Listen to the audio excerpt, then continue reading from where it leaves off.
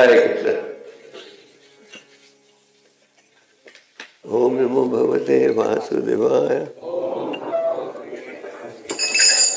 ओम नमो भगवते वासुदेवाय। ओम नमो भगवते वासुदेवाय। सब भक्तों का हार्दिक स्वागत। तो आज एक महान संत का चिरभाव तिथि है, तो उनका नाम है जयदेव गोस्वामी। हम संक्षेप में उनकी चर्चा करेंगे, फिर भागवतम के एक श्लोक की उपदेश देंगे।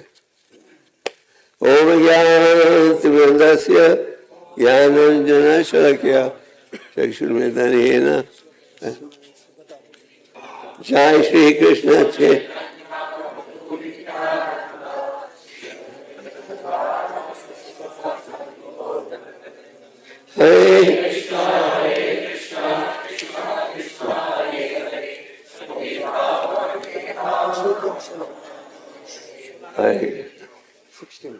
हरे भावती भाव। कल हमने इस विषय पर चर्चा की थी कि अविभाव का अर्थ है महान संत प्रकट होता है, भाव का अर्थ है वो प्रकट होता है। तो चैतन्य महाप्रभु के प्रकट होने से पहले राजा लगभग 300 साल पहले प्रकट हुए थे। कौन? जयदेव गोस्वामी। जयदेव गोस्वामी वो प्रकट हुए थे, महाप्रभु के प्रकट हो रहे थे पहले। और जयदेव गोस्वामी बंगाल के राजा थे, उनके महल में भगवान का भजन करते थे।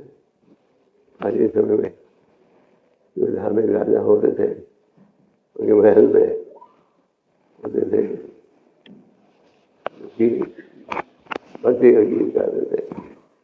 तो लक्ष्मण सेना था राजा का, और उसके राज्य में जयदेव गोस्वामी क्या करते थे?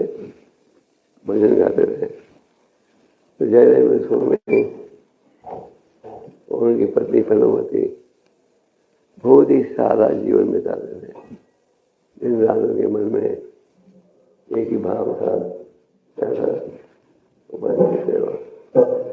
तो जयदेव गोस्वामी ने एक बार गीता गोविंद की रचना की, जिसमें आप पढ़ते हो इस प्रकार राजधानी और भगवान का संबंध है, उससे संबंध है। तो जयदेव गोस्वामी वो लिखे थे गीता गोविंद को, और उनके मन में ये भाव आया कि भगवान का इतना गहरा स्नेह है कि वो उनके चरणों को छूते हैं। तो फिर जब ये लिखने चाहते थे, उन्होंने सोचा ऐसे लिखूंगा। कई लोग भगवान कृष्ण के आई वर्ड को गलती समझे, कृष्ण भगवान परम भगवान है और राधा के को छूट। तो जयदेव गोस्वामी चिंता में थे क्या करें। तो उन्होंने कहा कि मुझे जाकर स्नान करें तो गंगा में। तो गंगा में गए स्नान करने गए, और उतनी देर में भगवान ने क्या किया, अपने आप को जयदेव गोस्वामी जैसे प्रकट किया। भगवान आ गए। जयदेव गोस्वामी लिख रहे थे अपनी कविता को, भगवान वहां पहुंच गए। पद्मावती ने कहा इतनी जल्दी आ गए, अभी तो गए थे और इतनी जल्दी कैसे आ गए? तो भगवान ने कहा जल्दी आ गए। और भगवान ने क्या किया, वही श्लोक जो विचार में था जयदेव गोस्वामी ने उन्होंने लिख दिया। और ये महाराज गोकुल कंदनम ममा सिदासी नंदनम नहीं पद पालवम। इस का अर्थ है भगवान राधा रानी के प्रति इतना गहरा नहीं है कि भगवान उनके चरणों को छूते भी है। तो ये विचार तो आया था जयदेव गोस्वामी, पर उनमें हिम्मत नहीं थी। उनको ये भय था कि लोग गलत समझ लेंगे। तो जब जयदेव गोस्वामी ने मुझे जगह में आकर के आने दो, भगवान ने क्या किया, उनके घर छोड़ते ही भगवान ने जयदेव गोस्वामी का रूप ग्रहण कर लिया। भगवान ने आकर जो श्लोक वो नहीं लिख पा रहे थे, डर रहे थे, भगवान ने वही श्लोक उसी स्थान पर लिख दिया। और जब भगवान आए थे ये लिखने के लिए, तो फलमती ने कहा इतनी जल्दी कैसे आ गए, अभी तो निकले थे। भगवान तो जयदेव गोस्वामी स्नान करके आए, उन्होंने देखा ओ वही पंक्ति जो मैं लिखने वाला था मैंने नहीं लिखा, किसी ने लिख दिया है। कौन है ये हैंड राइटिंग तो मेरी जैसी है।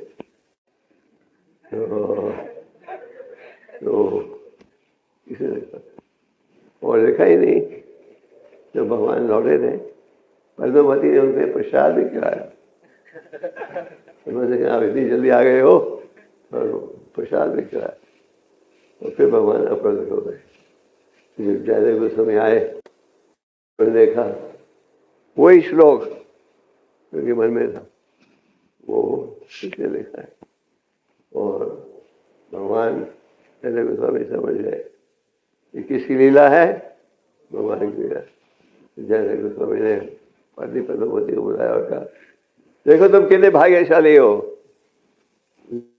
ये जो प्रसाद तुम्हारे हाथों से प्रसाद भी खाया किसने, भगवान ने खाया। तो जयदेव गोस्वामी ने अनेक रचनाएं की, का वर्णन किया है। और जगह उनकी प्रेरणा से जगन्नाथपुरी के मंदिर में रोज ये गोविंद ये इसकी रचना गोविंद की रचना होती है। और उनकी प्रेरणा से वहाँ ये धार्मिक कार्यक्रम भी होता है जिसमें वर्ण गुणगान किया जा रहा है। तो आज है जयदेव गोस्वामी का विवाह दिवस। रोज आते थे गंगा में स्नान करने के लिए, लेकिन वो नहीं गए। तो गंगा नदी खुद उनके घर पहुंच गए, वहाँ आगे इतना था उनका प्रेम। तो जयदेव गोस्वामी और पद्मावती जो है देखा पड़ती है तिरुबाब है, तिरुबाब दिवस है। हमें उनसे ये प्रार्थना करनी चाहिए क्या कि हमें भी कृष्ण भक्ति प्राप्त हो। और जयदेव गोस्वामी उनकी पत्नी बहुत सादे घर में रहते थे।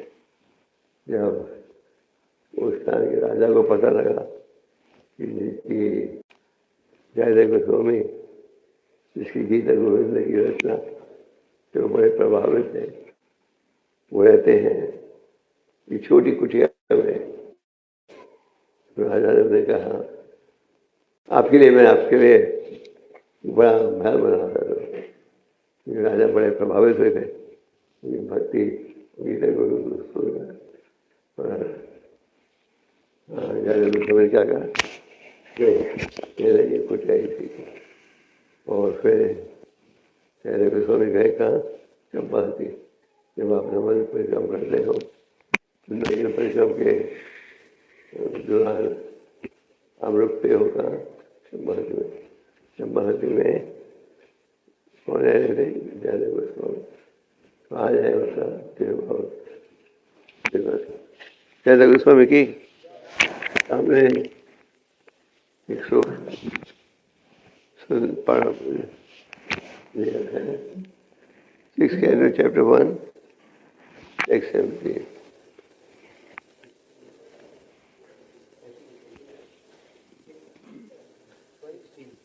or 16 I'm correct.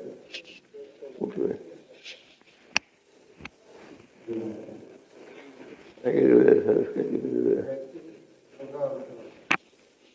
Huh? Okay. तथा ये भगवान राजन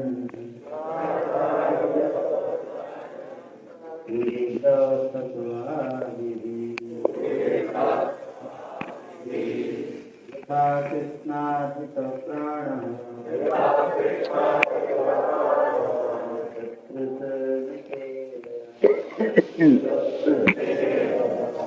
तथा ये भगवान राजन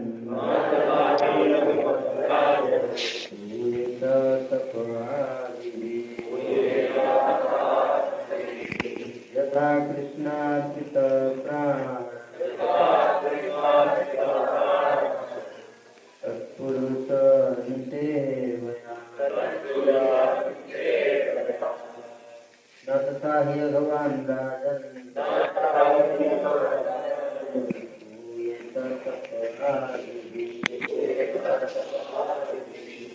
कृष्णार्पित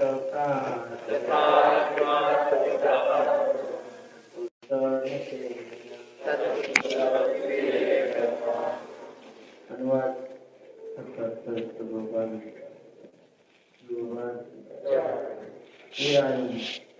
यदि पापी व्यक्ति श्री भगवान के प्रमाणिक भक्त की सेवा में लग जाता है और इस प्रकार यह सीख लेता है कि अपना जीवन किस प्रकार कृष्ण के चरण कमलों में समर्पित करना चाहिए तो वह समस्या सुख हो सकता है। तपस्या ब्रह्मचर्य तथा मेरे द्वारा पूर्व में वर्णित प्रयासित के अन्य साधनों को संपन्न करने मात्र से पापी से नहीं बन सकता है। तत्पुरुष द्योतक है कृष्ण संबंधी की यथा गुरु का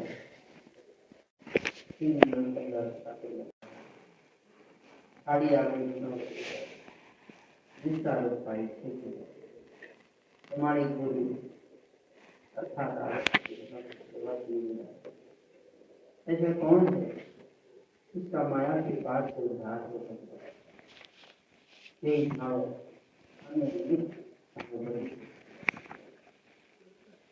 भागवतम 5.5.2 में लिखा गया है महर्षि वाम द्वार में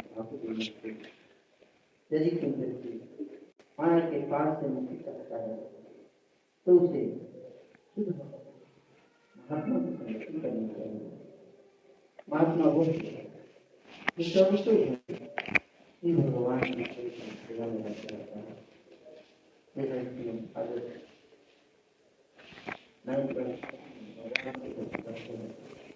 महात्मा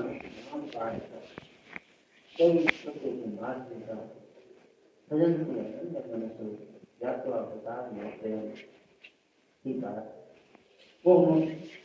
वो महात्मा दैविक भक्ति में रखते हैं वे पूर्णतः भक्ति में लगे रहते हैं क्योंकि आदि के बाद भगवान के रूप में जानते हैं। महात्मा का लक्ष्य यह है सेवा के अपेक्षा कोई अन्य नहीं मनुष्य पाप भगवान से मुक्त होने कृष्ण अमृत को जागृत करने तथा कृष्ण प्रेम में विशेषित करने के लिए वैष्णव की सेवा करनी चाहिए। यह महात्मा सेवा का फल निसंदेह यदि कोई शुद्ध भक्त की सेवा में लग जाता है तो उसके पाप में कार्य स्वतः नष्ट भक्ति की आवश्यकता। पापों के सूक्ष्म भेद को नष्ट करने के लिए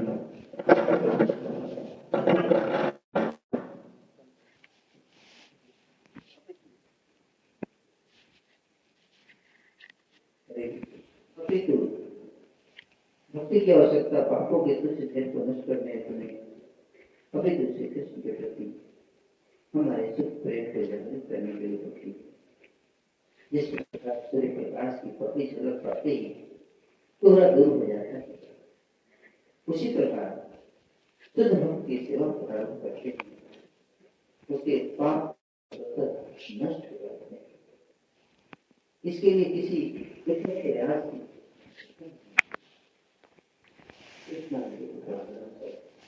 उस भक्त का कर्तव्य है जो अपना जीवन सेवा करने में ना कि अपने आप को नास्तिक जीवन के साथ से बजाए जाने। एक भक्त नारायण परायण या वासुदेव परायण होता है, जिसका अर्थ यह है कि वासुदेव मार्ग या भक्ति मार्गी भक्त का जीवन एवं प्राण है। नारायण परा सर्वे न कुतश्चन विद्यते।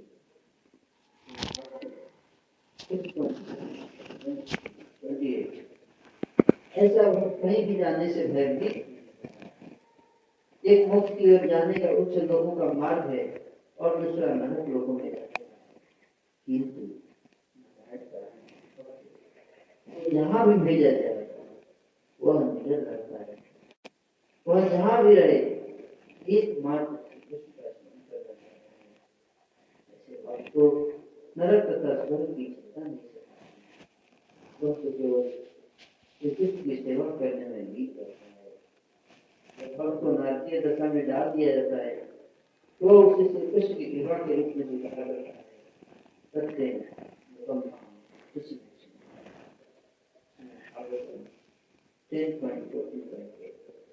यह विरोध नहीं करता, वो मैं श्री कृष्ण का इतना बड़ा भक्त हूँ, मुझे इस कष्ट में क्यों लगता है। मुझे वह सोचता है यह श्री कृष्ण की कृपा है।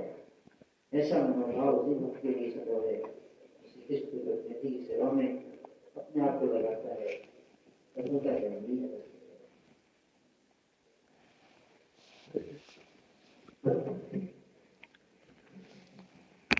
तथा एकावन राजन प्रेत तप आदिपि यथा कृष्ण प्रणा सत्पुरुष।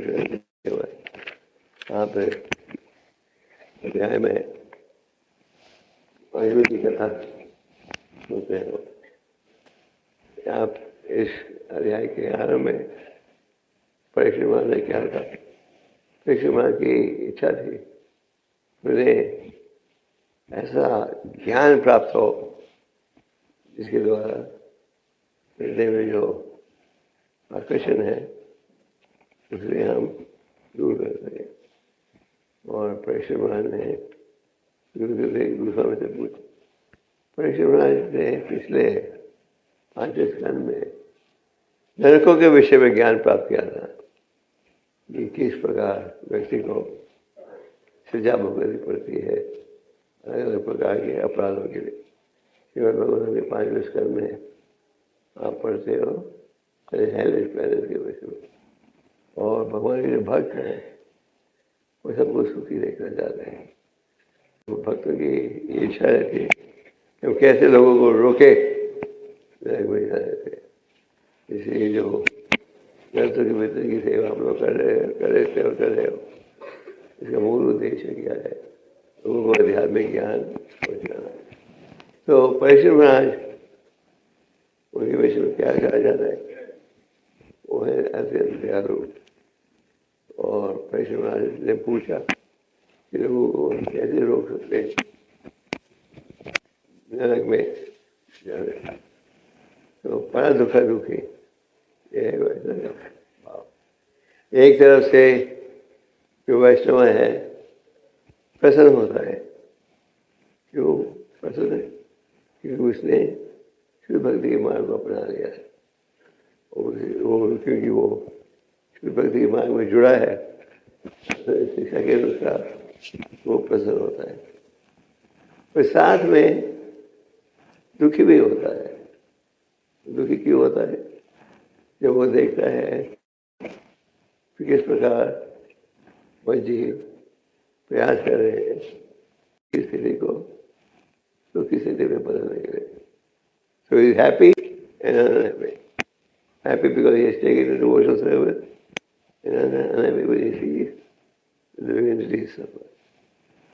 जो परीक्षित ने पूछा मेरे गोस्वामी से, उस ज्ञान जिसके पालन से वो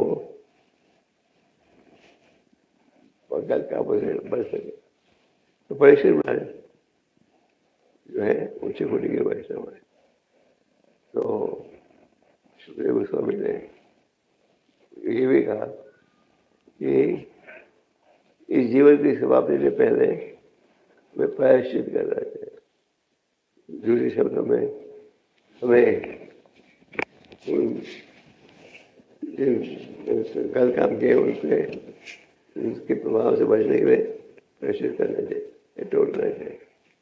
उन्होंने आगे ये भी कहा कि जिस प्रकार एक हाथी स्नान करता है तालाब में, जब ऊपर आता है तो वही साफ शरीर उसका क्या हो जाता है। और परीक्षित ने कहा कि पेड़ जल जाए अगर उसके रूट्स हैं पृथ्वी के नीचे तो फिर से उगेगा। उन्होंने कहा कि मेरी इसमें कोई रुचि नहीं है, पाप करो प्रायश्चित करो, पाप करो प्रायश्चित करो, हमें ऐसा शिक्षा दो जिसके द्वारा ये जो पाप की भावना आकर्षण है उसे हम जुदा हो जाए। कि जिसके भक्त है कि फिर भक्ति में मुझे के माध्यम से ये पाप की जो इच्छा है उसे हम बहुत अच्छा से जो भक्त हैं उस भक्ति में यहाँ से मैं जुड़ना चाहते हैं। उनकी रुचि नहीं है कि पाप करें प्रायश्चित करें, पाप करें प्रायश्चित करें। तो सुखदेव गोस्वामी यह उपदेश दे रहे हैं कि किस प्रकार आप इन पापों के कामों से बच सकते हो।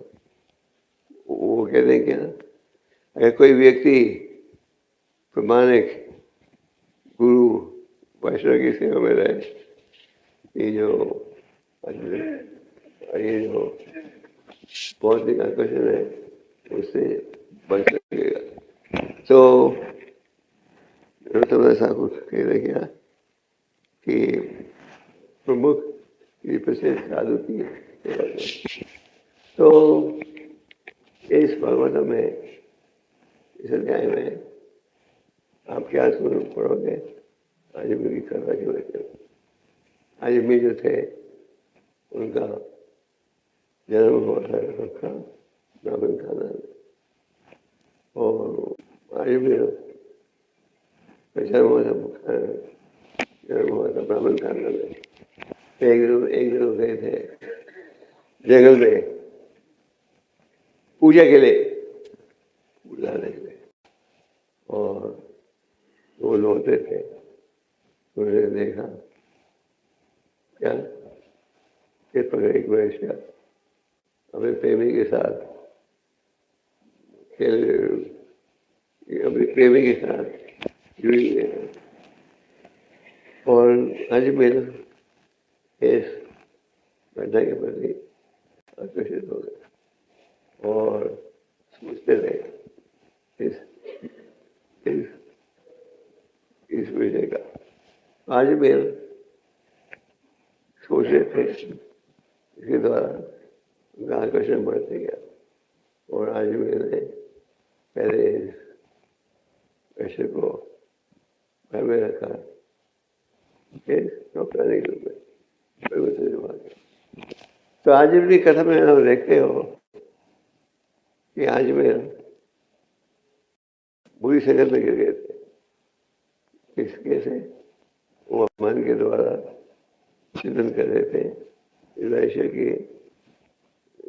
विषय में, और उनके कितने बेटे थे? 10। सबसे छोटे बेटे का नाम क्या था?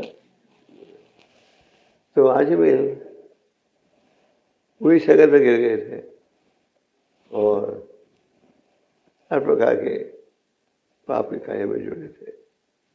और अजमेर इतना पाप किया क्या यामराज जी ने निर्णय किया क्या कि अजमेर को भी नरक में लाना चाहिए सजा भोगने। और यामराज ने 3 यमदूतों को भेजा। इसके बाद अजमेर को नरक में लाने के अजमेर पूरे कामों में जुड़ गए थे।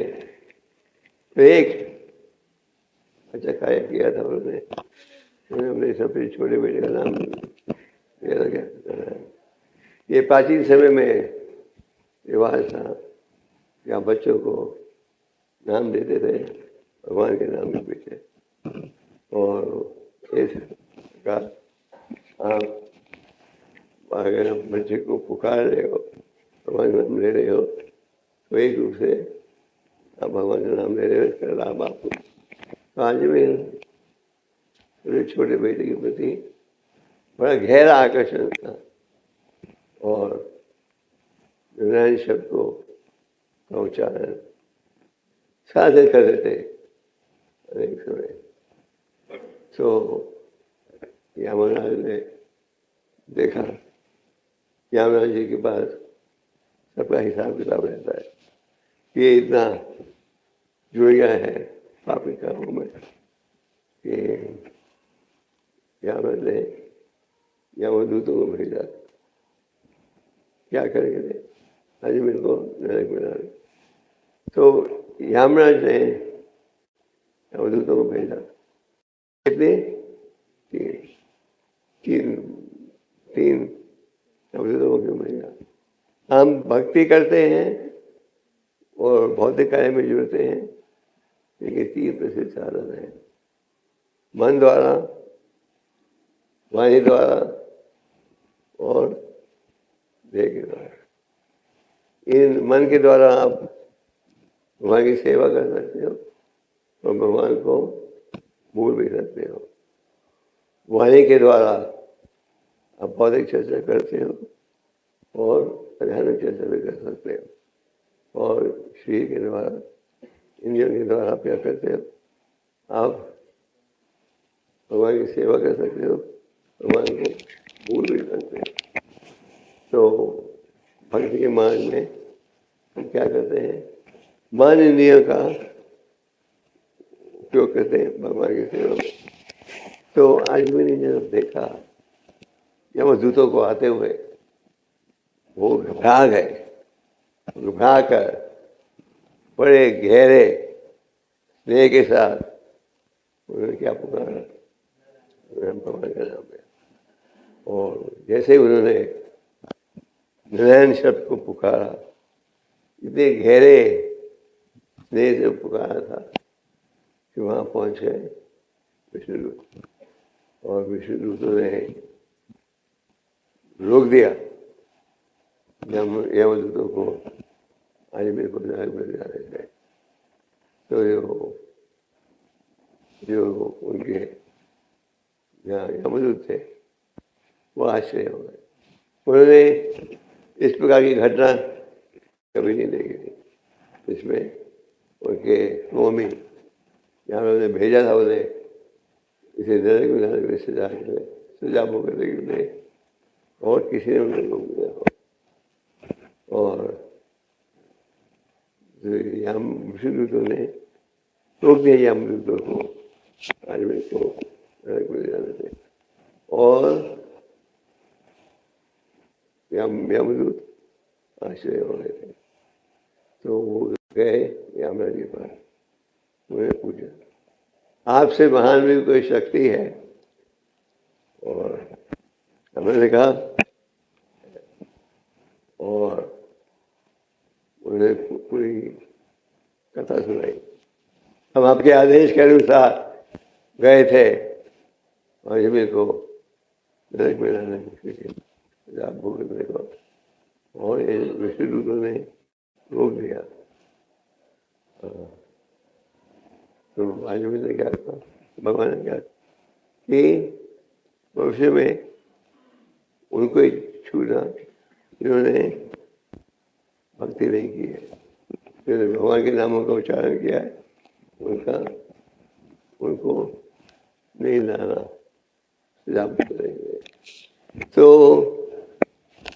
इस कथा में हम देखते हैं हरे नाम की महिमा, भगवान के नामों की महिमा के विषय में। तो भगवान के नामों के विषय में ज्ञान हमें कैसे प्राप्त होता है? साधु संगत के द्वारा। तो यहाँ सुखदेव गोस्वामी कह रहे हैं, चाहे कोई व्यक्ति भी अगर प्रमाणिक भक्ति संगत में हो तो वो अपने भक्ति में जुड़ सकता है और पाप के कार्यों से बच सकता है। और तात्पर्य में प्रभु जी क्या कह रहे हैं? तात्पर्य में नरोत्तम ठाकुर की रचना का वर्णन करते हैं वैष्णव सेवा कि प्रमाणिक गुरु और भक्त की सेवा के माध्यम से क्या हो सकता है? आपको आध्यात्मिक ज्ञान प्राप्त होता है। और यहाँ महात्मा शब्द का वर्णन है तात्पर्य में। महात्मा किसे कहते हैं? किसे कहते हैं? जो कि 24 घंटे भगवान की सेवा में जुड़ा हुआ है। तो आप इस श्लोक में पढ़ते हो हरि नाम की महिमा इस अध्याय में, और आप बयान पढ़ रहे हो साधु संगत की आवश्यकता। और अगर हम महात्मा भक्त के संगत में रहेंगे तो क्या होगा? आपको भक्ति का ज्ञान मिलेगा। तो जैसे हम कह रहे थे, 3 प्रकार की संगत व्यक्ति प्राप्त करता है। एक है उनकी संगत जो कि भक्ति में आपसे उत्तम है। दूसरा है उनकी संगत भक्ति में आपके बराबर है। तीसरा है उनकी संगत जो कि आपसे कम ज्ञान रखते हैं। तो ये है भक्त भाव। जब वो उत्तम भक्तों की संगत में आता तो बड़ा प्रसन्न होता है। क्यों? क्योंकि आपको क्या प्राप्त होगा? एक पल के लिए भी अगर आपको शुद्ध भक्ति संगत में रहे तो हमें उसका फायदा उठाना चाहिए। तो यहाँ कहा गया है, महात्मा तो माम प्रसाद देवी प्रकृति वर्षित। जो महात्मा हैं वो सदा जुड़े रहते हैं इसमें भक्ति योग में। बाबा जी कहते थे भारत में गांधी जी को महात्मा गांधी बनाते हैं, और हमारे शास्त्र के अनुसार महात्मा शब्द का क्या अर्थ है? वो भक्त जो कि 24 घंटे भगवान की सेवा में जुड़ा हुआ है। और हमारा सौभाग्य होगा ऐसे भक्ति संगत मिले तो हम पाप के कामों से बच सकते। तो साधु संगत सर्वसंगत है, राम माता साधु संगत सर्वसिद्ध है। तो आप इस विषय के बीच में बारे अनेक श्लोक है, ज्ञान आपको प्राप्त होता है। और भक्त सदा ये प्रयास रहता है कि वैष्णव की संगत में रहे। और वैष्णव की संगत में रहोगे तो क्या प्राप्त होगा? ज्ञान। तो आज समाज में किस चीज़ की कमी है? भक्ति सिद्धांत जी कह रहे थे इसे ध्यान में ज्ञान की कमी। बड़े बड़े पाठशाला है, महाविद्यालय है, बड़े स्थानों में जो भी ज्ञान प्राप्त हो रहा है। तो परीक्षित महाराज ने ज्ञान था। तो परीक्षित महाराज मेरे को समझ से क्या पूछ रहे हैं? वो ज्ञान चाहते हैं जिसके द्वारा बौद्धिक आकर्षण से बच सके। एक ज्ञान कैसे प्राप्त होगा? साधु संगत के द्वारा। तो साधु संगत के विषय में आप पढ़ते हो बार बार, और अगर शुद्ध भक्तों की संगत रखोगे तो आप असली ज्ञान प्राप्त करोगे। तो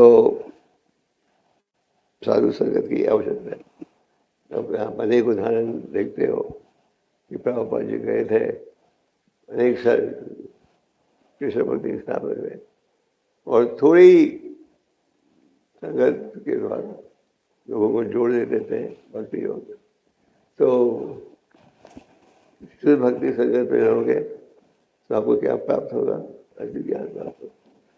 तो साधु संग की आवश्यकता है। और इस अध्याय में हम पढ़ते हो क्या हरिनाम की महिमा। ये जो लीला बीती थी, ये लीला कम से कम 6-7 हजार साल पुरानी है जो, और 5,000 साल पहले सुखदेव गोस्वामी ने क्या कहा। हमारे शास्त्रों में, पुराणों में आप ये कथा पढ़ते हो, क्या पढ़ने कथा पढ़ते हो हरिनाम की महिमा के विषय में। और उन्होंने कहा प्राचीन पुराणों में ये शिक्षा प्राप्त की है, और 500 साल पहले वो कह रहे हैं क्या कि प्राचीन पुराणों में, मतलब कि ये घटना बीती होगी कब? 6-7 हजार साल पहले। तो भक्त जो है भगवान की शिक्षा का लाभ उठाते हैं, क्या करते हैं? ज्ञान का, ज्ञान का पालन करते हैं। तो कली काले नाम रूपा होता है। कलयुग में भगवान प्रकट होते हैं कैसे? दिव्य नाम के द्वारा। तो हरि नाम की महिमा सबको बार बार सुनना चाहिए, और हरि नाम की महिमा का पालन करके हम अपने हृदय को बना सकें। तो सुखदेव गोस्वामी उपदेश दे रहे हैं कि किस प्रकार आप अपने हृदय को बना सकते हो। नामा चेतामनि कृष्ण चेतन पूर्ण शोध देती भक्तों नाम। भगवान के जो नाम है परस पता जैसे है। नामा चेतामनि कृष्ण, जो भी इन नामों का उच्चारण करेगा उसका क्या होगा? उसको उद्धार होता है। फिर पूर्ण शुद्ध देते। इस कलियुग में भगवान के नामों का उच्चारण करके आप हृदय को नित्य मुक्त हो, और ये सबसे पवित्र है। तो ये है शास्त्र का वर्णन। और चैतन्य महाप्रभु ने भी हरिनाम का प्रचार किया। चैतन्य महाप्रभु प्रकट हुए थे किस लिए? पतितों का उद्धार करने। तो जो भक्त है वो चाहता है कि ध्यान ज्ञान भी प्राप्त हो, और ये ज्ञान दूसरों को। बाबा जी तात्पर्य में भगवतम के 17वें अध्याय के श्लोक में क्या कहा है? नारायण परा सर्वे कुशलम कृष्ण सर्वगा प्रवर्गा। भगवान के जो भक्त हैं वो नरक में जाने से भी डरते नहीं, क्योंकि उनके मन में ये भाव रहता है नरक हो या स्वर्ग हो, हमारे एक ही भाव है भगवान की सेवा में जुड़ना। तो जो भक्त हैं वो किसी स्थिति में डरते नहीं है। पर क्यों? क्योंकि जुड़े रहते हैं भगवान के लीला के। और अगर कष्ट भी भुगतना पड़े तो अपने तात्पर्य में कहते हैं, पर क्या सोचता है भगवान की असीम कृपा है। तो साधु संग में रहने का प्रयास करना चाहिए। उत्तम भक्तों की संगत में प्रगति प्राप्त करने का प्रयास करना चाहिए। श्रीमद् भागवतम में 10वें स्कंद में कहा गया है, जिस प्रकार एक मोर जब बादल को देखता है पहली बार तो बारिश के मौसम में वो खुशी में नाचता है, उसी प्रकार अगर हमारा सौभाग्य हो कि हमें तो भक्तों की संगत मिले तो हमें प्रसन्न हो जाना चाहिए। तो प्रसन्न हो जाना चाहिए मतलब प्रसन्न हो रहे क्यों? क्योंकि आपको असली संदेश मिला। तो भक्त जो है वो क्या चाहता है? वो चाहता है कि शुद्ध उत्तम भक्तों की संगत में रहे। उत्तम भक्तों की संगत में रहोगे तो आप हमारे शिक्षा को स्वीकार करोगे। तो आजमेल की कथा में आप लोग पढ़ते हो किस प्रकार आजमेल की सुरक्षा में कैसे उन्होंने क्या किया भगवान के नामों को स्वीकार किया। तो कलियुग में ये है साधन, और जो जुड़े भक्ति में उनका प्रयास करना चाहिए कि हम 10 अपराधों से बच करें। भाव जल में करे यदि सोना की तरह, तो उधर हमारे कृष्ण पदे पे बताना कि अगर हम अनेक जन्मों में जप करके जाए उन अपराधों से नहीं बचे, उसका लाभ पहुंचेगा, भगवत प्रेम प्राप्त नहीं होगा। तो नाम का उच्चारण तो आप किसी स्थिति में भी कर सकते हो, उसका लाभ होगा। जब प्रभा जी भारत में आए थे पहली बार विदेशी शिष्यों के साथ, तो पूरे भारत में लोग इसी विषय की चर्चा कर रहे थे। और एक फिल्मी कलाकार था जिसने एक फिल्म बनाई, हरे रामा हरे कृष्ण, और वो फिल्म वो चली थी भारत में। पर उस फिल्म का असली लाभ क्या था कि यहाँ हरिनाम को सुन सकते थे, पर गलत भाव क्या था? इस फिल्म में उन्होंने दिखाया कि लोग भंग लेते हैं और फिर हरिनाम करते हैं। तो भक्तों ने प्रभुपाद से कहा you should file a court case करना चाहिए, इस व्यक्ति ने गलत संदेश दिया है। तो प्रभुपाद ने कहा no, nothing will be lost, तो भाई नाम सुनेंगे उसका नाम। हमारे एक भक्त है अमेरिका में जो भक्त बने हैं, मैंने उनसे पूछा भक्त कैसे बने? उसने कहा जब मैं छोटा था, वो महाराष्ट्र में रहता था, जब मैं छोटा था मैं ये हरे राम हरे कृष्ण की धुन सुनने का मुझे बहुत शौक था, और मैं साथ है ये धुन सुनता था। पर जब मैं अमेरिका आया तो मेरा परिचय हुआ इसको ने भक्तों के साथ।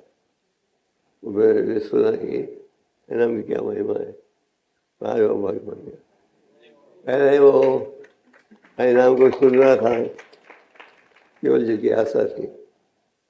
और ये हरिनाम में इतनी शक्ति है कि आप थोड़ा भी जाप करोगे उसका लाभ मिलेगा। तो हरिनाम में आश्चर्य। तो इस अध्याय में आप पढ़ते हो जो पाप की इच्छाएं हैं इनको आप जला सकते हो कैसे? हरिनाम के माध्यम से, और यह है शास्त्रों का निर्णय। तो यहाँ कहा जा रहा है कि अगर कोई व्यक्ति तुम्हारे भक्त की सेवा में रहे तो समझ जाएगा कि उसके पास ज्ञान होगा जिसके द्वारा वो अपने जीवन को सुधार सके, और तपस्या और दूसरे तपस्या के द्वारा और तपस्या ऑस्टेरिटी व्यक्ति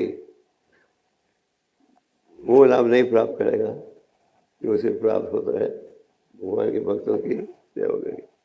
तो भक्तों की सेवा करना हमारा भाव होना चाहिए, और भक्तों की सेवा में पूरी शक्ति है। तो वैष्णव का ये भाव रहता है कि हम क्या भक्तों की संगत में रहे।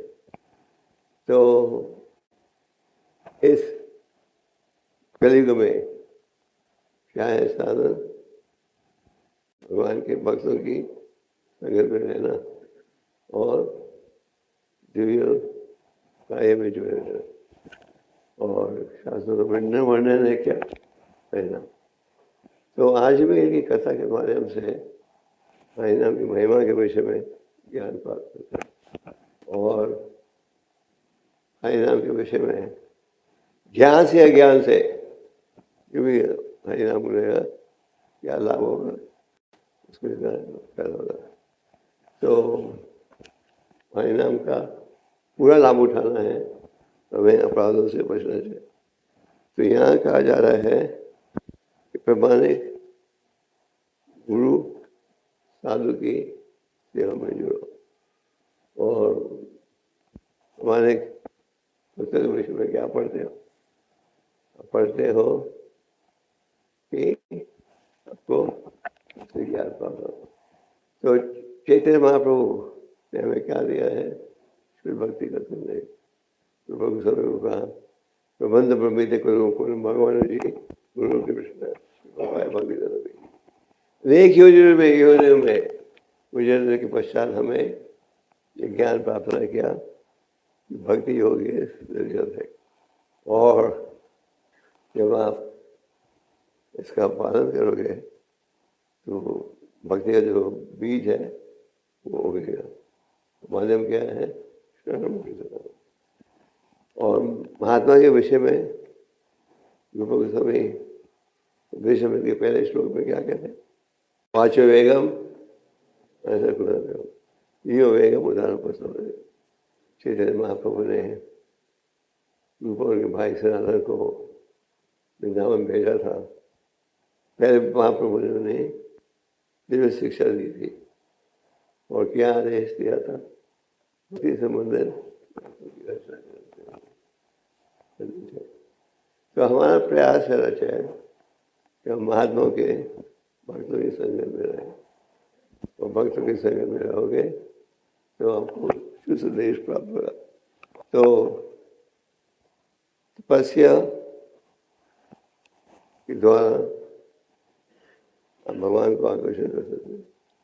तपस्या परम ज्योति भगवतम अदोक्षम। ये परम भगवान को समझना अदोक्षता बहुत कठिन है।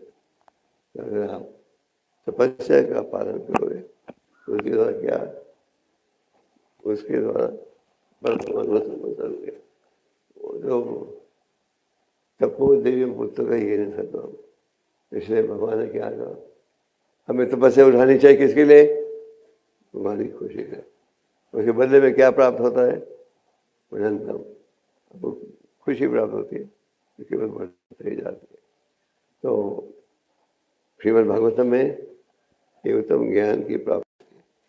और अगर हम महात्मा की शिक्षा के आधार पर चले तो फिर क्या लाभ होगा?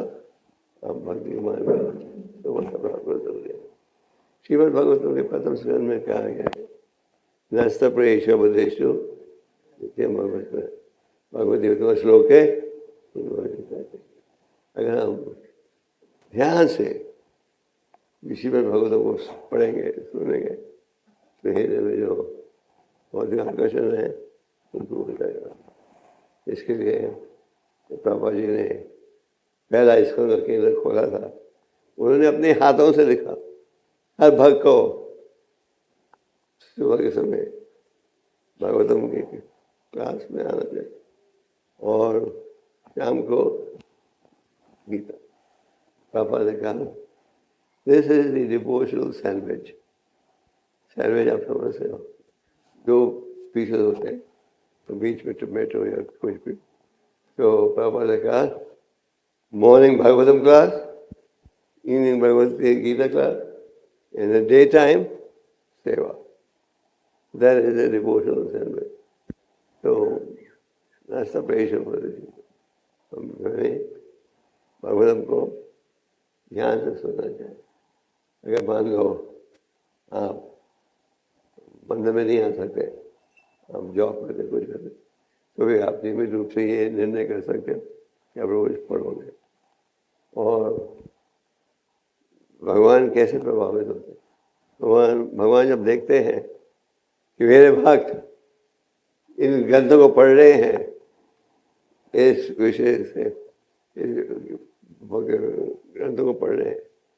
क्यों? हम जानना चाहते हैं भगवान की क्या शिक्षा है। भगवान से आपको बुद्धि देते हैं जिसके द्वारा भक्ति के मार्ग में सर्वोत्तम प्राप्त करो। तो भक्तों के संग में रहना बहुत ही महत्वपूर्ण है।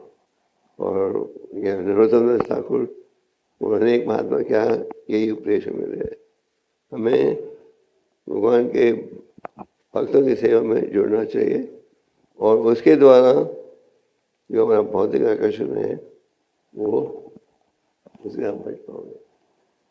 और हमारे भक्तों की सेवा में रहोगे तो असली संदेश प्राप्त करोगे। और असली संदेश का मतलब है यथारूप। बाबा जी गीता की भूमिका में कहते हैं, कई बार लोग पूछते हैं why call it as it is।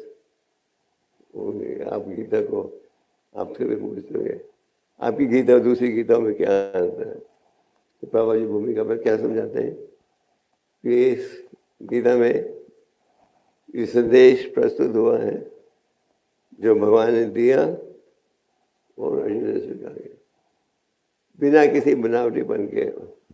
और इसलिए आप देखते हो भगवद गीता यथारूप के द्वारा हजार लाखों लोग जुड़े कृष्ण भक्ति से।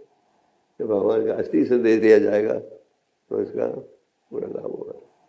तो इन ग्रंथों का अध्ययन बहुत ही महत्वपूर्ण है। तो आजकल आप ISKCON में देखते हो कि देयर मेनी एजुकेशनल कोर्सेज भक्ति शास्त्री भक्ति वैभव, और भक्तों में रुचि है ग्रंथों को पढ़ने में। और जब आप ग्रंथों को पढ़ते हो तो भगवान बड़े प्रसन्न होते हैं। भगवान प्रसन्न क्यों होते हैं? वो देखते हैं कि ये भी मुझे समझने का प्रयास कर। तो श्रीमद् भागवतम द्वारा आपको सबसे उत्तम ज्ञान प्राप्त होता है।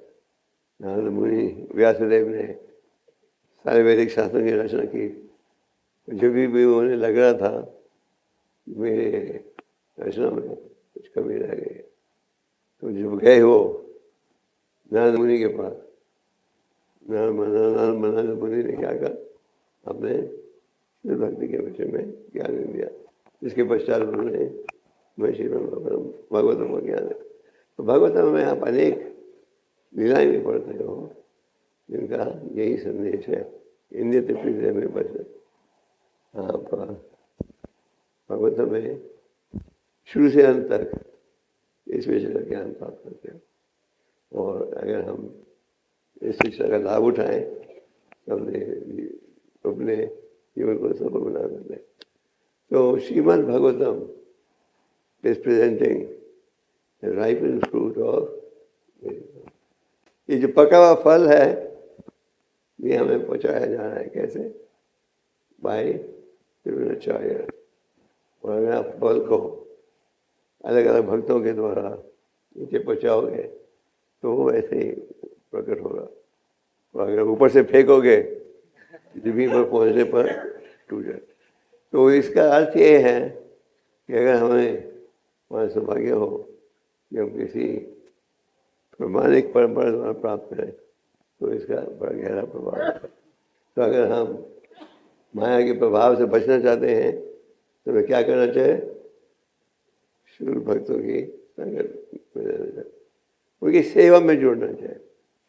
तो भक्तों की सेवा करना तो बड़ा गहरा लाभ है। और आप तो अगर मौका मिले सेवा करने का तो हमें सेवा भी करना चाहिए। और शुद्ध भक्तों की संगत में रहकर सेवा करके आप क्या सुनोगे? क्या? तो आज समाज में कृष्ण कथा की आवश्यकता है। और श्रवणम कीर्तनम का जब वर्णन किया जाता है तो इसके द्वारा क्या है कि आप दिव्य कार्य में क्या करो? श्रवणम कीर्तनम।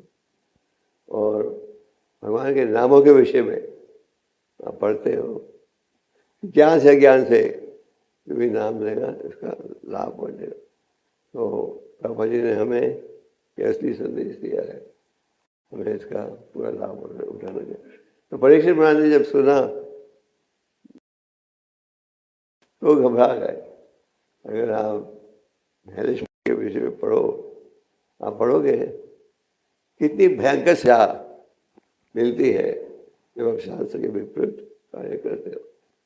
उदाहरण के लिए आजकल आप देखते हो कि इंद्रिय तृप्ति के लिए हम प्रकार का गलत काम करते हैं तो क्या सजा मिलती है। वो स्थान में आप जाओगे जहाँ की पुरुष को जलते हुआ burning rod like form of the woman आपको जबरदस्ती गले लगाना पड़ता है। और अगर आप ये गलत कामों में जुड़ोगे, ये आप मंत्री बन जाते हो और यहाँ समाज में ऊंचा पद प्राप्त कर लेते हो, और आप अपनी आध्यात्मिक जिम्मेदारी के विषय में नहीं ज्ञान रखते, तो क्या परिणाम होगा। आपको ऐसे सुझाव होगी जैसे गन्ने को आप मशीन में निकालते हो रस निकालते, वैसे आपको पीसा जाएगा। तो अमेरिका में जब ये 5th कैंटो प्रकाशित हुआ था तो भक्तों ने देखा तो अमेरिकन लोग पढ़ते ही डर जाते थे, तो किताब को वहीं छोड़ देते। तो सुखदेव गोस्वामी ने जब इन लड़कों का उच्चारण किया तो परीक्षित महाराज ने क्या सोचा, वो ये बचाने दो लोगों को नरक में जाने से। तो इस दिव्य ज्ञान की बहुत आवश्यकता है। और इन श्लोकों में आप क्या देखते हो कि ये वर्णन किया जा रहा है कि ईश्वर भक्तों की संगत में रहो। भक्तों की संगत में रहोगे तो आप शास्त्र के विपरीत कार्य से बच सकोगे। So we should endeavour spiritual association. और जो प्रामाणिक भक्त हैं भगवान के, आपको असली संदेश देंगे। और असली संदेश क्या है, कृष्ण भक्ति में जुड़ने के। तो इस अध्याय में आप ये देखते हो कि सुखदेव गोस्वामी उपदेश दे रहे हैं कैसे व्यक्ति बच सकता है नरक में जाने से। और जो वैष्णव भक्त है उसका ये प्रयास रहता है कि ज्ञान व्यक्ति को जोड़ा जाए भक्ति में। और भक्ति का जो मार्ग है इसे हर व्यक्ति स्वीकार कर सकता है। और ये है प्रेम सेवा, मन बुद्धि इंद्रियों को भगवान की सेवा में लगाने के लिए। और भगवान के जो नाम है वो भगवान से अभिन्न है, और नामों में पूरी शक्ति है।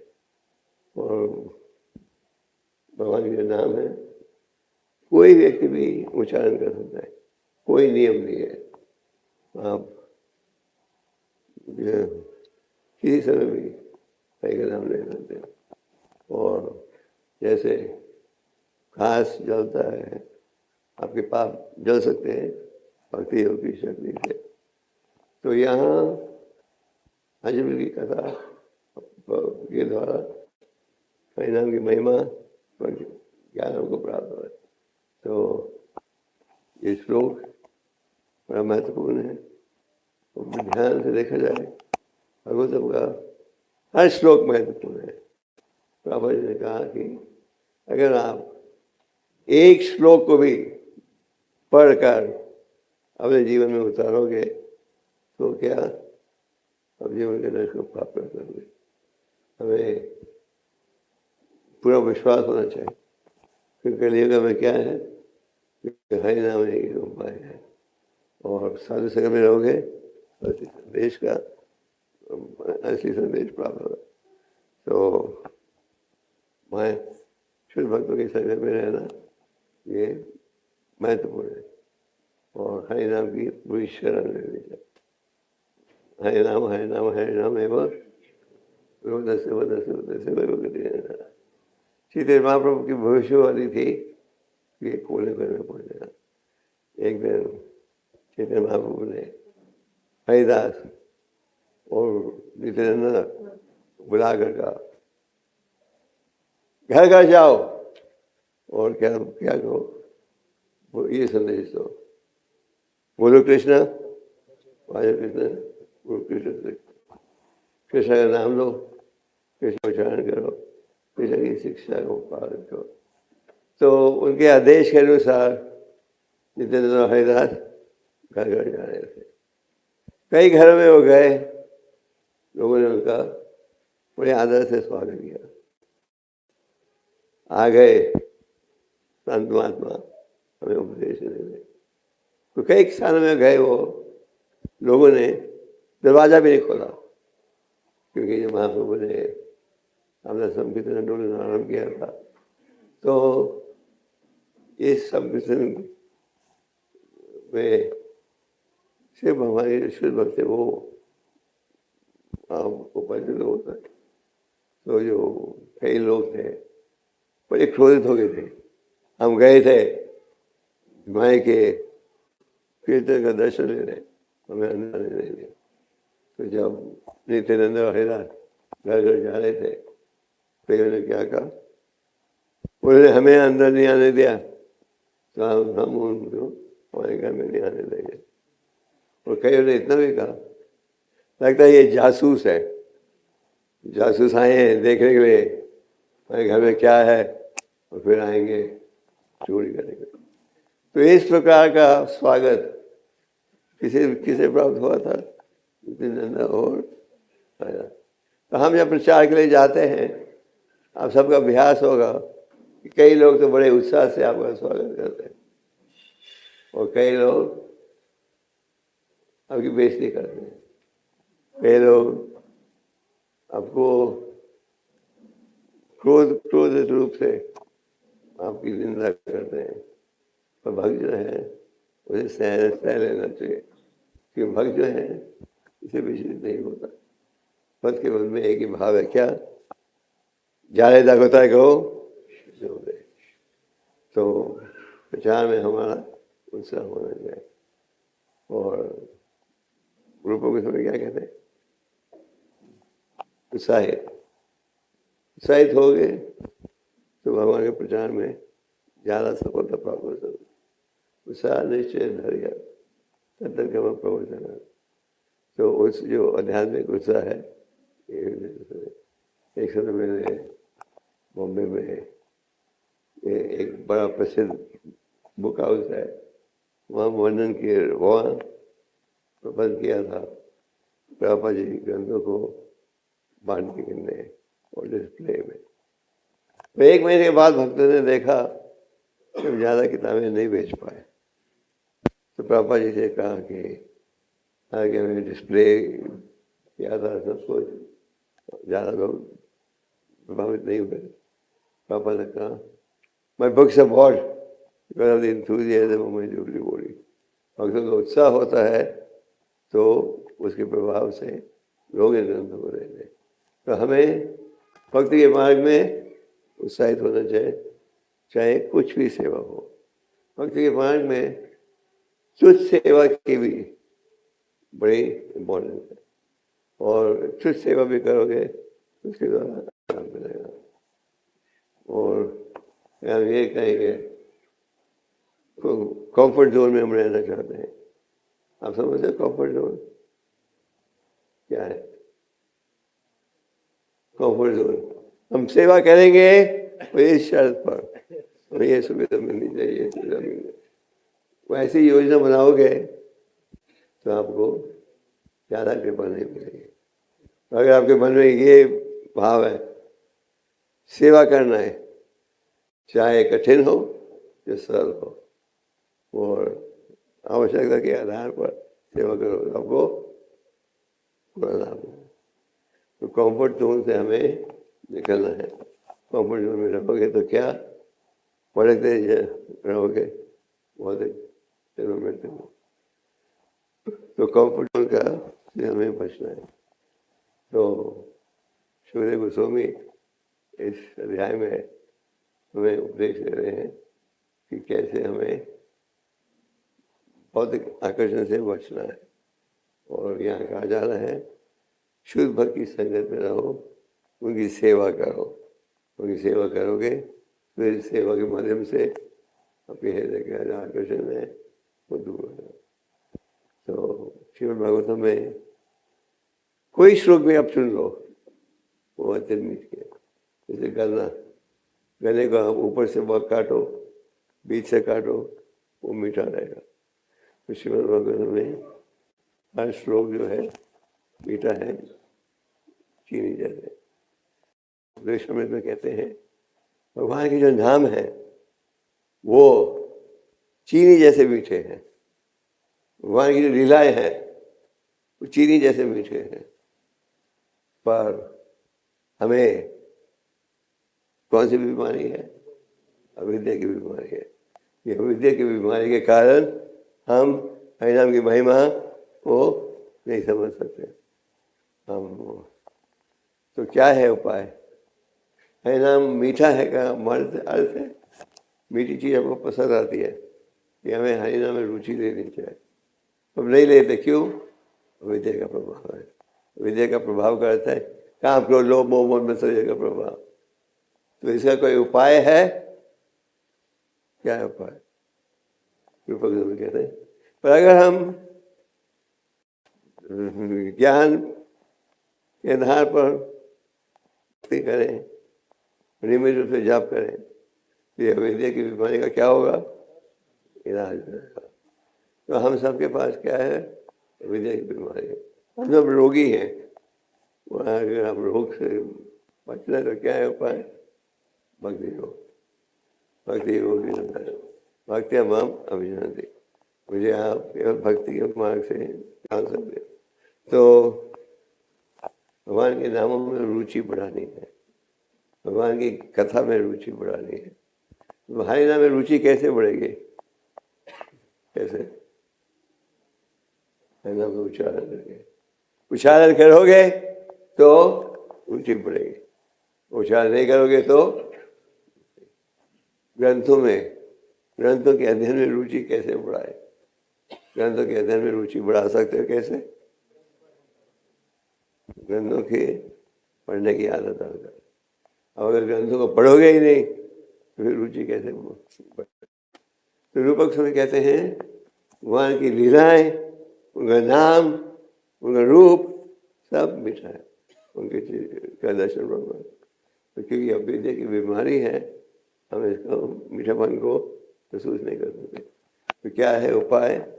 ध्यानपूर्वक जाप करना और सेवा में जुड़ना। तो ये भाव हमें स्वीकार करना चाहिए। दर्द होकर, अगर दर्द होकर ऐसे भक्ति में जुड़ोगे then there will be success। Gita में ब्रह्मा जी क्या उदाहरण देते हैं?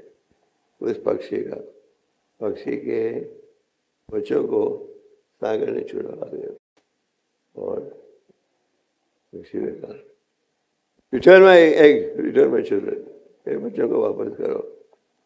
सागर ने कहा नहीं मिलेंगे वापस, मैं थोड़ी सुखा दूंगी।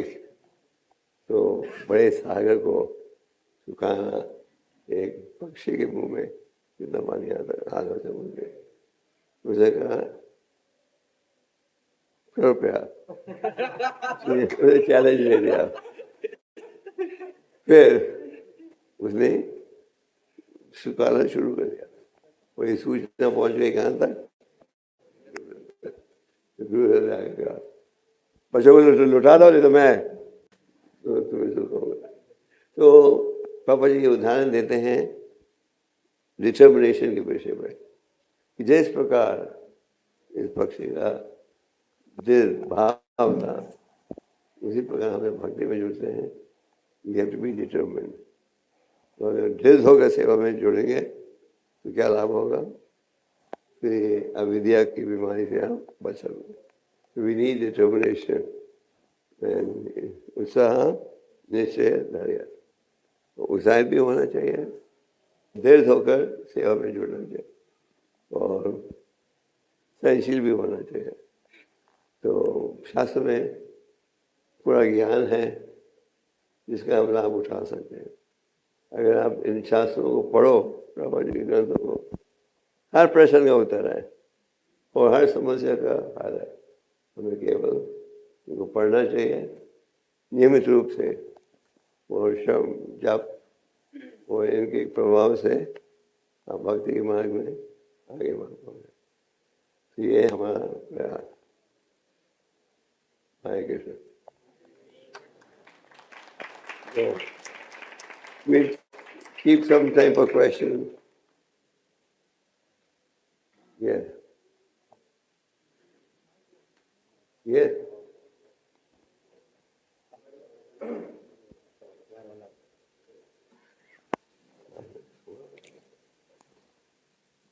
Hare Krishna.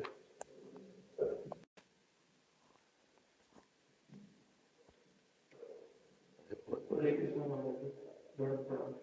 Thank you Maharaj for such a nice lecture Maharaj. Maharaj मेरे दो प्रश्न हैं। पहला कि जैसा आप बता रहे थे कि हमें शुद्ध भक्तों के संग करना चाहिए और उनकी सेवा करनी चाहिए। तो महाराज शुद्ध भक्त तो बहुत ही रेयर हैं और कम है, तो हमें उनकी सेवा करने का और संग प्राप्त करने का तो बहुत ही रेयर अपॉर्चुनिटी मिलता है, तो हम कैसे उनका सेवा मतलब कर सकते हैं? उनकी शिक्षा जो है ग्रंथों में आप पढ़ते हो उसका लाभ उठाओ और उनको भगवान की संगत तो मिलती है हर जगह। जैसे इस्कॉन में अनेक सन्यासी भक्त हैं जो प्रचार कर रहे हैं, अनेक सीनियर भक्त हैं जो प्रचार कर रहे हैं। इसके शुद्ध भक्त का ये अर्थ नहीं केवल कोई अगर गुरु हो तो उसकी संगत लो जो आपको असली संदेश दे रहा है और जो आपको असली शिक्षा दे रहा है और जो कि प्रैक्टिस कर रहा है, जो वो प्रीच कर रहा है। नाथ गोस्वामी ने हरिदास ठाकुर से क्या कहा, कई हैं जो प्रचार करते हैं जिनका आचार नहीं, कईयों का आचार है पर आप में दोनों ही गुण हैं, आचार भी और प्रचार भी। तो जब हम संगत प्राप्त करते हैं, अगर कोई शिक्षा का पालन कर रहा है तो यथारूप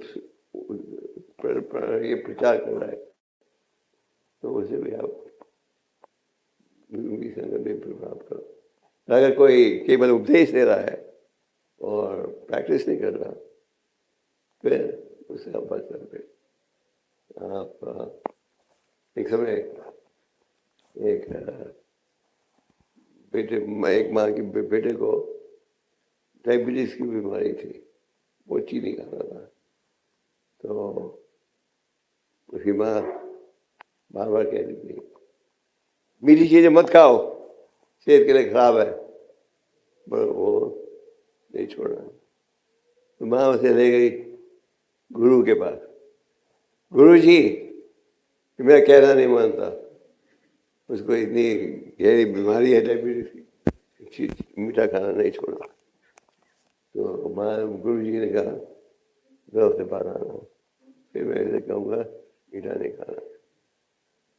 तो वह 2 हफ्ते बाद आए माँ बेटे, तो माँ ने कहा गुरु जी आप इसको ऑर्डर करो मीठा नहीं खाए। तो गुरु ने कहा no eating sweets, it's bad for health. लड़के ने कहा ओके थैंक यू, आगे से मीठा नहीं खाऊंगा। तो माँ आश्चर्य हो गई थी, मैं दिन रात कहती हूँ मेरा कहना नहीं मानता, गुरु ने एक शब्द बोला वो मान गए। तो माँ ने गुरु से पूछा अगर आपने यही कहना था कि चीनी खाना मीठा खाना बंद करो, 2 हफ्ते पहले कह रहे थे, 2 हफ्ते बाद मुझे क्यों बुलाया? तो गुरु जी ने कहा 2 हफ्ते पहले मैं खुद मीठा खा रहा था और मैं कैसे बोल रहा हूँ, अब मैंने मीठा खाना बंद कर दिया है इसलिए मैं बोल रहा हूँ। तो ईदाचार एवं प्रचार बोल रहे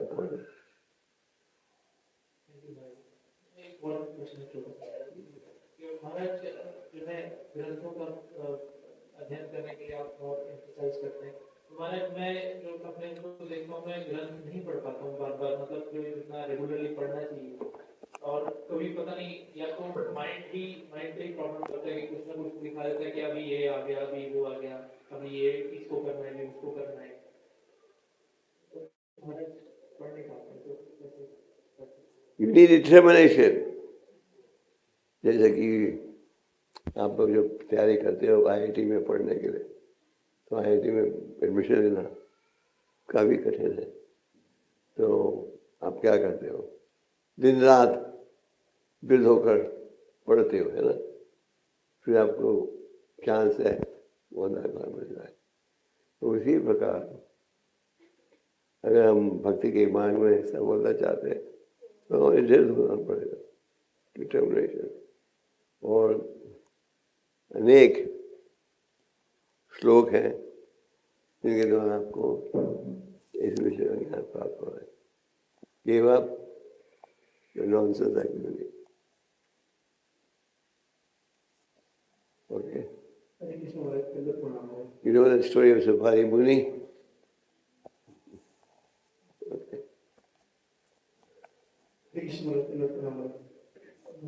हमारे बहुत अच्छे लेक्चर था। एक ही श्लोक में और पूरे लेक्चर में आपने सब कुछ पूरी भक्ति को महत्व समझा दिया है। हमारे कृष्ण मैंने दो क्वेश्चन के बाद पहला क्वेश्चन था कि मतलब जो अजान में गिर गया भक्ति से, तो वो भगवान की इच्छा थी या उसके कुछ कर्म थे, इस वजह से वो ऐसा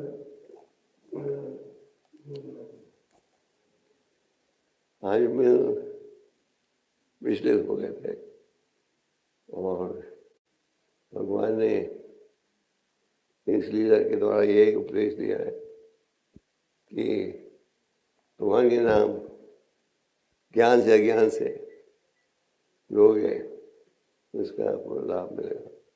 विश्वनाथ चक्रवर्ती ठाकुर कहते हैं अपने तात्पर्य में कि हाजिमेल नारायण का नाम ले रहा था, प्रेत भावना से नहीं, मेरे पापों का प्रायश्चित हो जाए। वो क्योंकि वो भगवान के नामों को सुबह से शाम तक एक रूप से उच्चारण कर रहा था, क्योंकि ये है महामंत्र की भगवान के नामों की शक्ति। आज मैंने इस भावना से नहीं कर रहा था कि मैं नाम का उच्चारण करूंगा और कल काम करूंगा। ये है सातवां नाम अपराध। पापा जी हमेशा कहते थे सातवां नाम अपराध इज मोस्ट डेंजरस फॉर। हमें सोचें कि नाम के बल के जाप के बल पर काम करें।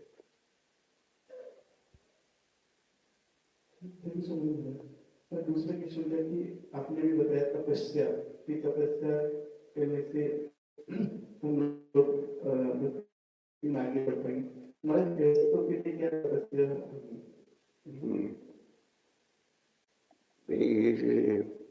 भगवान कहते हैं तपो देव्यम पुत्र का, तपस्या करो। किस लिए? दिव्यम।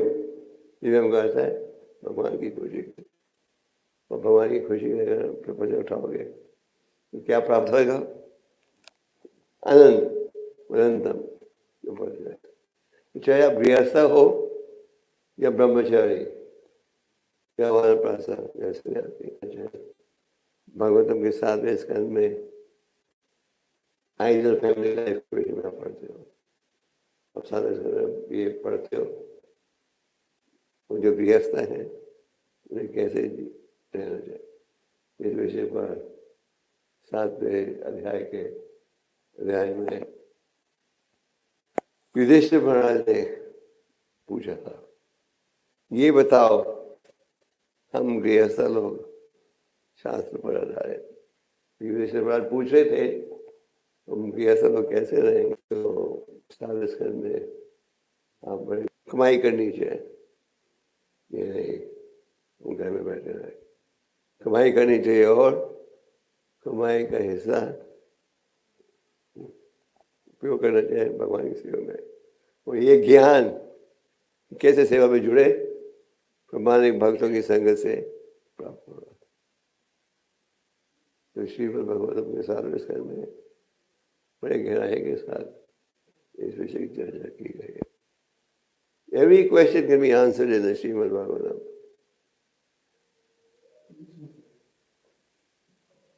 Like you see about the child moving in the womb of the mother. इस विषय की भी चर्चा है थर्ड कैंटो में. ये बच्चे को इतना कष्ट भोगना पड़ता है वो माता करने वाला. हाँ. Sorry, I'm asking this very late. We sing every morning, Monday Guru Shri Charana. तो what हमें क्या विचार करना चाहिए और क्या एक्शन करना चाहिए जब हम Monday Guru Shri Charana ये जो ने किया है. What should we act and how should we think? Think. Act in what way? The Vishwanath Chakravarti Thakur in the Samsara prayer is teaching us the importance of this philosophy. Is that your question? Yes, Maharaj. Like, how do we actually work in order to get spiritual master? By following his instruction. Prabhupada dedicates first canto to his Guru and he says, he lives forever by divine instruction and the followers is with him. So we follow the spiritual master by following his instruction. आप अगर गुरु साधु की वाणी का पालन नहीं करो क्योंकि सादा बैठे रहोगे दिन रात उसका भी कोई नाम नहीं. प्रॉपर जी उदाहरण के लिए अपने गुरु महाराज को मिले पूरी जिंदगी में 5 या 6 बार केवल 5 या 6 बार प्रभु जी मिले पर उन्होंने उनकी जो शिक्षा है जो आदेश है उसको उसका चिंतन करते थे. उनका पालन करना सफल कैसे बनाना ये सोचते थे. So you please the Guru by following the instruction. And the instruction is the same for everyone. It's not some people say, हमें कोई स्पेशल इंस्ट्रक्शन मिलेगी. तो सारी इंस्ट्रक्शंस हैं in the books. So we should meditate on the instruction. That is real success. And the person like in the Guru that every year should Krishna be Bhuvana. That we go to Krishna Master has spread throughout the world. But we find that in the material world, भौतिक संसार में बहुत कम लोग ही भक्ति और गुरु की महिमा जानते हैं. फिर लोग तो हर बार मोक्ष में देखते हैं स्वर्ग में भी भौतिक भूतल परिवार नीचे भी. तो फिर किस प्रकार से समझे महाराज लाइन को? Could you repeat? Maharaj, the line every year should Krishna Bhuvana in the Guru Puja that we go to the Krishna Master. Advanced devotee like Vyasadeva, Prabhupada and so on. Their fame is spread all over the world. Vyasadeva's fame is all over the world. Everybody's fame is all over the world. And we accept their instruction and we try to fulfill that. And that is success.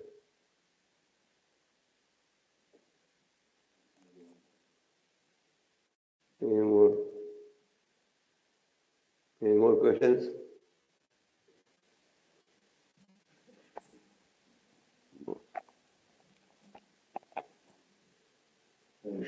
Thank you so much for this enlightenment. Devotees Association is Especially with those who are fixed on the pure path.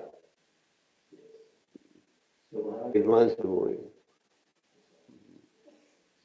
one problem, like when we associate devotee, then there's a phrase like familiarity breeds contempt. So when we are in association with devotees, due to our contamination, we start seeing faults in others, and that becomes a biggest stumbling block in advancement. How to avoid जब हम this? जुड़ते हैं इसको के साथ आपको हर वक्त दिखता है वैकुंठ से आ रहा है. थोड़ी देर बाद आप नुक्स ढूंढना शुरू कर देते हो तो फिर आप कहते हो ये तो हमारे जैसा ही है. उसमें वही कमी आएंगे हमारे में। तो प्रभा जी कहते थे हमें भक्तों के गुणों को भी देखना चाहिए और गुणों को नहीं। We should be like the bee and not the fly. What's the difference between a bee and a fly? The bee is attracted to clean environment. The fly to what? Dirt. है ना? कहाँ हमारा प्रयास रहना चाहिए हम भक्तों के गुणों को देखें, और अगर कोई अवगुण आपको नजर आती है तो आप विनम्रता भाव से उन्हें सुना सकते हो। ऊपर गोस्वामी कहते हैं भक्तों के संग में 6 प्रकार के संबंध होने चाहिए। यथाति प्रतिकर, वो 6 प्रकार के संबंध क्या है? Reveal your mind to those who are more advanced. But revealing mind is helpful only if you will follow the instruction. You can go to a doctor and say, I have this problem, this problem, this problem. And the doctor gives you medicine. You say, oh, I don't want that. Then it's useless. So, we should follow the instruction. And then that will make you right. That is important.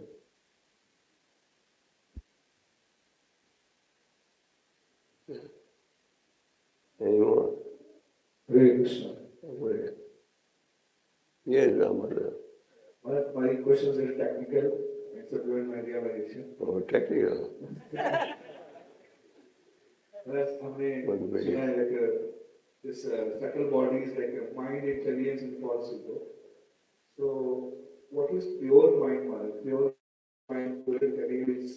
Pure mind is, your mind has got purified by chanting and being bhakti.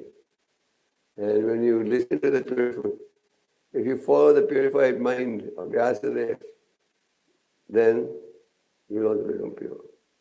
If you follow the purified mind of Vyasadeva agents, the parampara, उनकी शिक्षा का पालन करोगे, then that will also help you advance.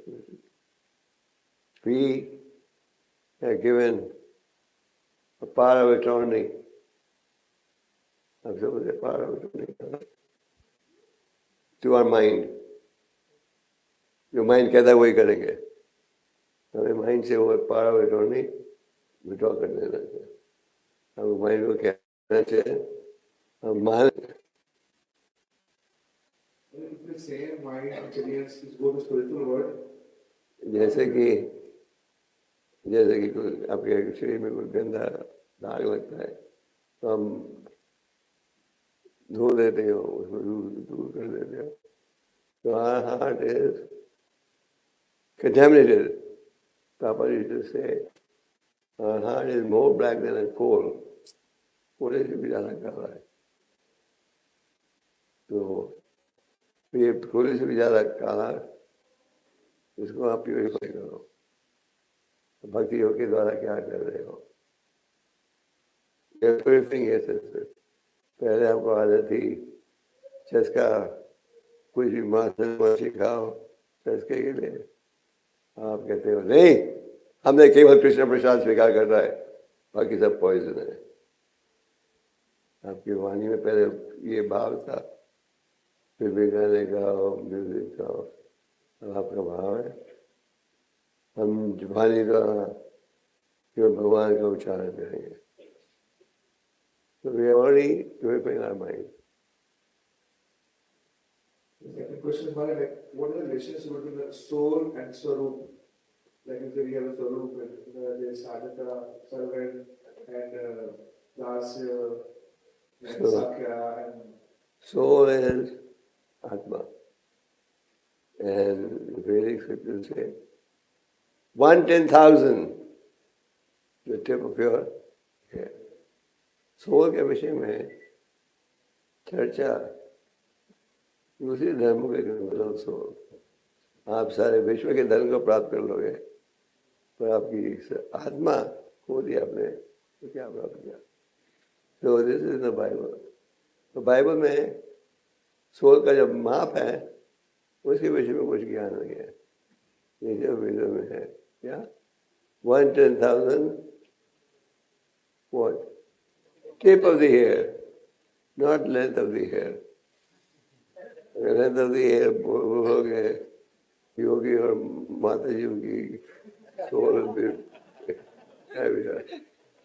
तो व्यासदेव से 1/10,000 tip of the hair. The soul is so tiny. What that is?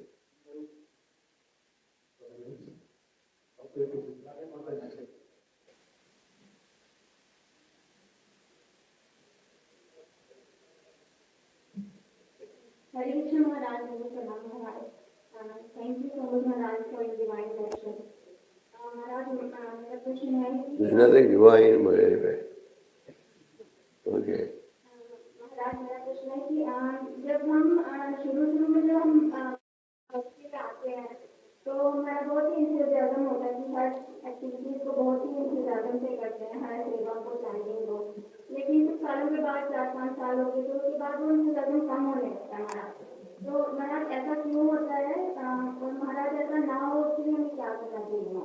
इस विषय की चर्चा नारद मुनि करते हैं भागवत में 34 स्कंद में, जहाँ की आप पढ़ते हो नारद मुनि की शिक्षा 25 को। तो नारद मुनि ने कहा कई बार हम अपना इलाज करा रहे करते हैं और हमें लगता है कि अभी हम वायरस चलेगा तो आप दवाई और परहेज लेना बंद कर देते हो। तो क्या होता है रिलैप्स है ना, कई बार बीमारी से आप बच रहे हो वह नियमों का पालन बंद कर देते हो, आपको रिलैप्स हो जाती है। तो नारद मुनि ये उदाहरण देते हैं तो कहते हैं इसी प्रकार हम भक्ति में जुड़ते हैं और नियमों के पालन में ढीले हो जाते हैं। तो ढीले हो जाने में क्या परिणाम होता है, वही आकर्षण फिर से बढ़ जाता है। तो इसे बचने का क्या उपाय है? You completely don't become lazy on your spiritual practice. जो नियम है उनका पालन करते जाओ। असल में प्रभुपाद के ग्रंथों में हर प्रश्न का बड़ा गहराई के साथ उत्तर है। You don't need to go anywhere, पर हमें उसका पालन करना चाहिए। Okay, anything else? Yes.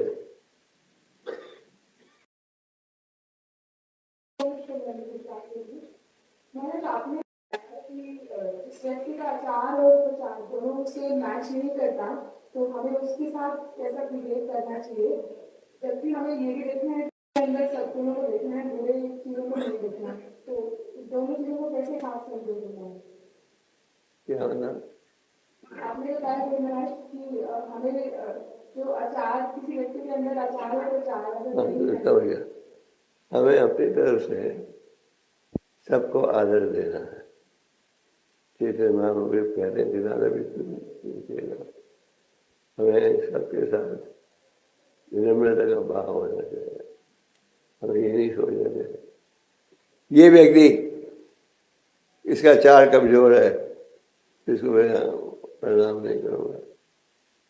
हमें सबको आदर देना चाहिए और संगत उनकी रखो जो कि आचार और प्रचार दोनों ले रहे। पर अगर आपको लगता है कोई इसमें कोई कमजोरी है, हम अपनी तरफ से और भी हम बनते लगाए बात आप समझे। अपनी तरफ से भी nice to everyone and be respectful to everyone. We should do what is right and ignore what is incorrect. Okay, any more? हरे कृष्ण महाराज हमारा जब मैं ये समझना चाहती हूँ कि हम अपनी जो कृष्णा के प्रति जो हमारा प्रेम भाव होना चाहिए उसमें स्थिरता कैसे ला सकते हैं। बहुत बार हम जैसे सेवा करते हैं, नियमों का पालन भी करें तो गहराई होती है उसमें, पर कभी कभी हम उसको एक एक्टिविटी की तरह हो जाता है कि क्योंकि हमें करना है तो करें, तो उस भाव में स्थिरता कैसे लाए। Just repeat your question. Maharaj I am saying that Krishna के प्रति जो हमारा प्रेम भाव होना चाहिए उसमें स्थिरता कैसे ला सकते हैं, क्योंकि बहुत बार हम सेवा करते हैं भाव के साथ कभी कभी, लेकिन वो एक बस एक्टिविटी हो जाती है क्योंकि करनी है तो इसलिए हम वो लगा रहे हैं या कर रहे हैं। कई बार फर्क मैं समझ गया, कई बार फर्क कहते हैं भाई चैनिंग इज मैकेनिकल, मुझे कोई टेस्ट नहीं आ रहा, बोलते लोग ऐसे। तो चाहे आपको लगे आपकी चैनिंग मैकेनिकल है तो भी जस्ट है ये मत तो मैं चैनिंग मैकेनिकल टेस्ट नहीं आ रहा मुझे, अभी मैं बंद कर देता हूँ। हम अपनी तरफ से चैनिंग करते जाओ, चाहे मैकेनिकल लगे। मैकेनिकल नहीं है, अगर आपको टेस्ट नहीं होता आप कब का छोड़ देना चाहिए। तो भक्त का ये विषमता का भाव है, और चाहे लगे भी मैकेनिकल है चल और चैनिंग करते जाओगे तो फिर भी प्लेजर आनंद पूरी।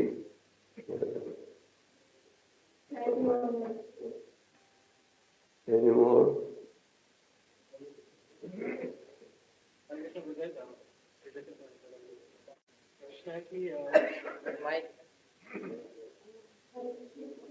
There's a question on the floor already. How much your question?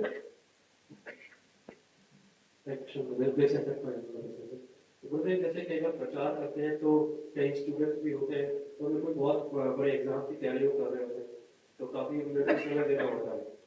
तो कई बार वो कहते हैं कि सोने वाला का जब नहीं कर पाएंगे, ऐसा लग रहा है कि थोड़े देर कर सकते हो, तो उस दौरान कभी कभी बोलना पड़ता है कि ठीक है आप 8 कर लीजिए या आप 1 घंटा नहीं कर सकते, आप 1 श्लोक कर लीजिए। तो कभी कभी कुछ ऐसा डर लगता है कि ऐसा ना हो कि उल्टी कार्मिक रिएक्शन सबको जल्दी पड़ेगी। नहीं, जो प्रचारक है उसे अपनी बुद्धि का उपयोग करना चाहिए। हमारा आपको लिख रहा है कि श्रद्धालु है पर ज्ञान है अपन, तो उनको थोड़ी देर में छूट दे सकते हो। अगर आप दीक्षित हो तो आपने ये प्रॉमिस किया है तो छूट नहीं मांगनी चाहिए। अगर किसी नए व्यक्ति को प्रचार कर रहे हो तो ये वो तब प्रभा जी ने पहला न्यूयॉर्क में मंदिर खोला था, उन्होंने कोई नियम नहीं दिया पकड़ूंगा,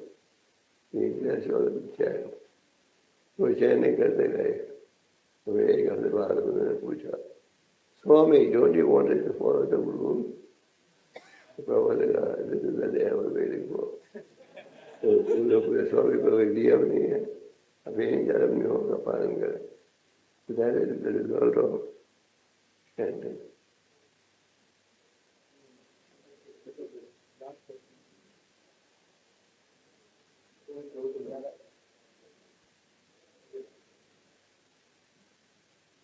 प्रणाम गुरु महाराज जी, आपका लेक्चर बहुत ही अच्छा लगा। आपने पूरा भक्ति का सार सिखाया।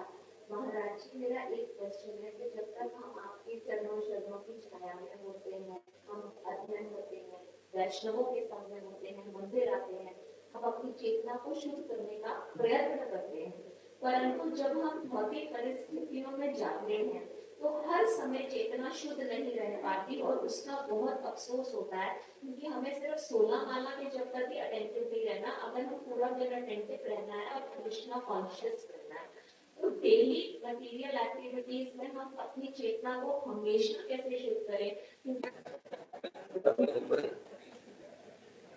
हमने कहा ना कि मन को पारा बटोरने मत दो। हम सब ने मन को पारा बटोरने हालत क्यों होगा, हम सब ने मन को पारा बटोरने दी हुई है। मतलब जो मन कहेगा हम करेंगे, हम मन की लॉयल स्थिति है। तो आपको कहना चाहिए ये है शत्रु, अनकंट्रोल माइंड इज एनिमी, है ना। तो अनकंट्रोल माइंड मतलब कंट्रोल करो।